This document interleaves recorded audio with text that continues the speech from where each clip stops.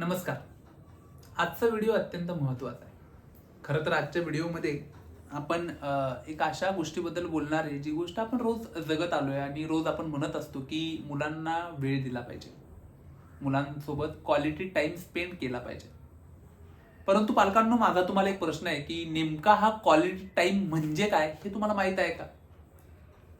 बऱ्याचदा मी माझ्या शाळेतल्या पालकांशी जेव्हा हे बोलतो, तर पालकांचं सरळ एक उत्तर येतं की सर, काय आहे की क्वालिटी टाइम देणं म्हणजे मुलांसोबत जास्त वेळ बसणं, मुलांसोबत जेवण करणं, मुलांसोबत बागेत फिरायला जाणं, मुलांसोबत पिक्चरला जाणं, मुलांसोबत टीव्ही बघणं म्हणजे क्वालिटी टाइम आहे. मी सहज गालातल्या गालात हसतो आणि मला असं नेहमी प्रश्न पडतो की अरे, मुलांसोबत राहणं म्हणजे क्वालिटी टाइम आहे का?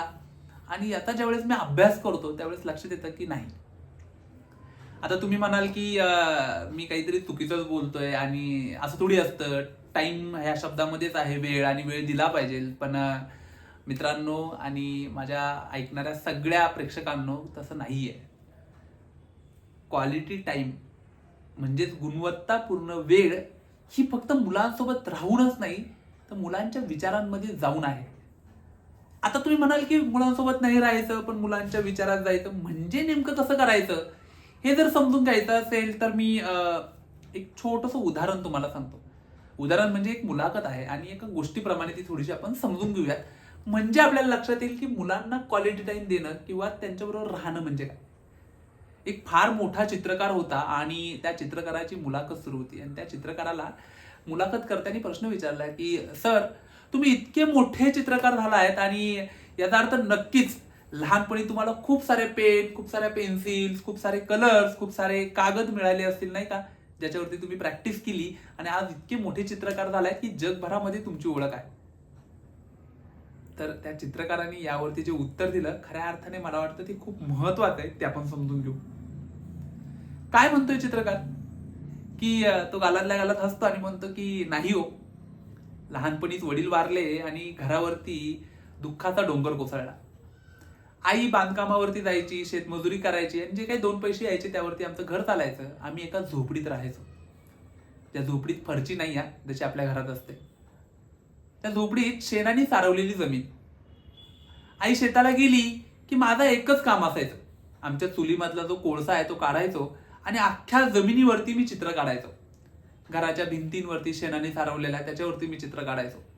आणि आई ज्यावेळेस शेतावरून दमून यायची ना, आणि ते सगळं मी बघायची चित्र काढलेलं, अगदी काळं कुट्ट जमीन, काळे कुट्ट्या भिंती, ज्यावेळेस आई रोज बघायची त्यावेळेस आईची रिॲक्शन खूप महत्वाची आहे.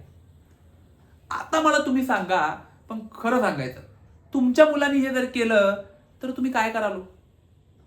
खरं सांगायचं, मी सांगतो. म्हणजे माझ्या मुलांनी हे जर केलं तर मी काय करेल हे मला माहित नाही आता. परंतु मी ज्यावेळेस हे लहानपणी करायचो त्यावेळेस एक गोष्ट नक्की व्हायची की माझी आई मला खूप मारायची. खूप म्हणजे इतकं मारायची, कारण ती आधीच दमलेली असायची, त्यात मी तिचं काम वाढवून ठेवायचो, त्यामुळे ती मला मारायची. कदाचित पालक म्हणून देखील आपण हेच करतो. आणि मला वाटतं की इथंच ते गणित चुकायला सुरुवात होते. आपण कितीही वेळ दिला तरी मुलं तो वेळ घ्यायला तयार नसतात. परंतु चित्रकाराच्या आई तसं करायच्या नाहीत. त्या आल्यानंतर मुलाचं कौतुक करायच्या, हसायच्या की तू आज पुन्हा सगळी जमीन काळी केलीस का, आज सगळ्या भिंती तू पुन्हा काळ्या केल्यास का.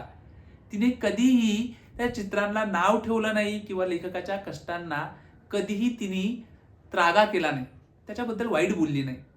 लेखक म्हणजे आपले चित्रकार. तर मला हे तुम्हाला सांगताना अत्यंत आनंद होतो की त्या आईने नेहमी त्या मुलाचं कौतुक केलं. आईकडे वेळच नव्हता क्वालिटी टाइम देण्यासाठी. कारण आजही आपल्याकडे असे अनेक पालक आहेत, जे माझे अनेक शाळेतले पालक आहेत. ज्यावेळेस मी माझ्या गावाला जातो, ते माझे गावातले जे पेरेंट असतील त्यांची मी परिस्थिती बघतो. शेताला कामाला जायचंय, हातावरती पोट आहे, त्यांच्याकडे वेळच नाहीये.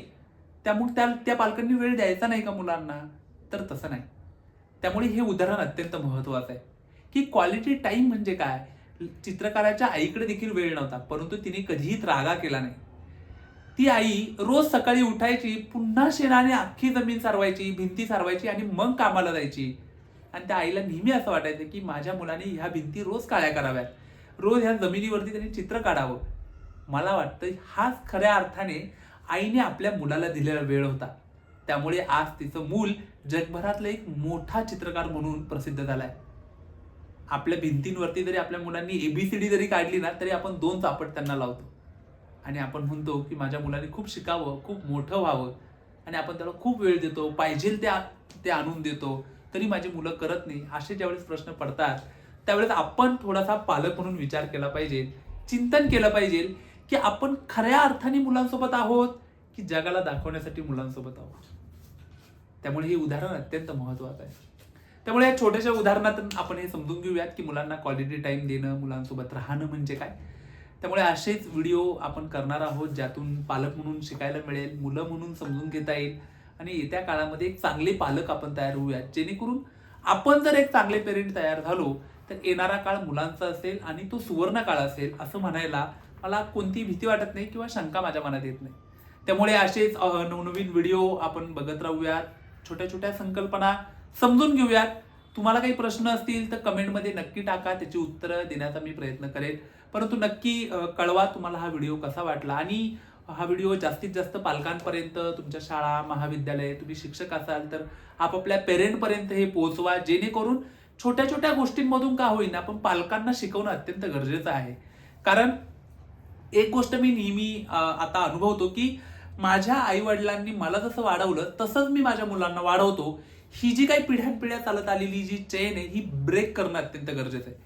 त्यामुळं ही चेन ब्रेक करायची असेल, तोडायची असेल तर आपल्याला जसं मुलांवरती आपण कष्ट घेतो, त्यांना आपण सगळं शिकवतो, तसं पालकांना पण शिकवणं अत्यंत गरजेचं आहे की नेमकं पालकत्व काय आहे.